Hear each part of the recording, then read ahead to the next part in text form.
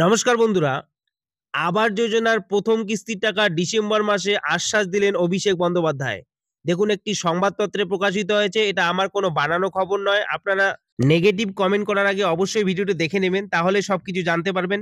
তবেই আপনারা কমেন্ট করবেন। দেখুন বন্ধুরা, একটি সংবাদপত্রে আজ প্রকাশিত হয়েছে। কি বলেছেন এখানে আমি পুরোটাই আপনাদের সামনে তুলে ধরছি। নিজস্ব সংবাদদাতা 23শে মার্চ ২০২৪ আবাস যোজনার নতুন বাড়ি তৈরির জন্য প্রথম কিস্তির টাকা ৩১শে ডিসেম্বর ২০২৪ এর মধ্যে সকলের অ্যাকাউন্টে দেবে ঘোষণা করলেন অভিষেক বন্দ্যোপাধ্যায়। বর্ধমানে ভোটের প্রচারে এসে কার্যত কৃষকদের আবেগকে উস্কে দেওয়ার চেষ্টা করলেন তৃণমূলের সর্বভারতীয় সাধারণ সম্পাদক অভিষেক বন্দ্যোপাধ্যায়। শুক্রবার কাটোয়ার সভা থেকে কেন্দ্রের উদ্দেশ্যে অভিষেকের তোপ।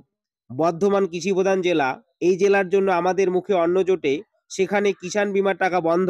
আগামী দিনে কেন্দ্র সরকার যদি শক্তিশালী হয়, প্রথমেই চেষ্টা করবে কিষাণ ক্রেডিট কার্ড আর লক্ষ্মীর ভান্ডার কিভাবে বন্ধ করা যায়। আবাস যোজনার গরিবদের বাড়ি তৈরির টাকা রাজ্য সরকার দেবে বলে জানিয়েছেন অভিষেক। অভিষেক বলেছেন, মমতা বন্দ্যোপাধ্যায়ের সরকার যদি বাংলায় 25,000 কোটি টাকা দিতে পারে, 2,12,00,000 মহিলাকে লক্ষ্মীর ভান্ডার দিতে পারবে, তবে আগামী দিনে আপনার ছাদ এবং বাড়ি তৈরির টাকা আমাদের সরকার করে দিতে পারবে। তিনি বলেন, যদি তৃণমূলের হাত শক্ত করেন, সভা মঞ্চ থেকে কথা দিচ্ছি, কারো কাছে হাত পাততে হবে না।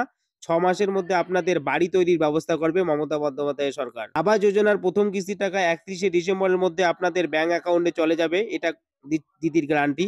2017-18 থেকে যে আবাস প্লাসের তালিকা তৈরি হয়েছে, সেই তালিকায় যদি বিজেপি দেখাতে পারে যে কেন্দ্র থেকে 10 পয়সা রাজ্যে পাঠানো হয়েছে, আমি রাজনীতি করব না। উল্লেখ্য, এর আগে মমতা বন্দ্যোপাধ্যায়ের কয়েকটি ভাষণে ঘোষণা করেছিলেন, কেন্দ্র সরকার যদি আবাস যোজনার টাকা না দেয়, তাহলে মে মাসের 1 তারিখ থেকে আবাস যোজনার টাকা দেওয়া হবে। কিন্তু অভিষেক বন্দ্যোপাধ্যায়ের এই ঘোষণা টাকা পাওয়া অনেকটাই তারিখ পিছিয়ে গেল বলে অনেকেই মনে করছেন।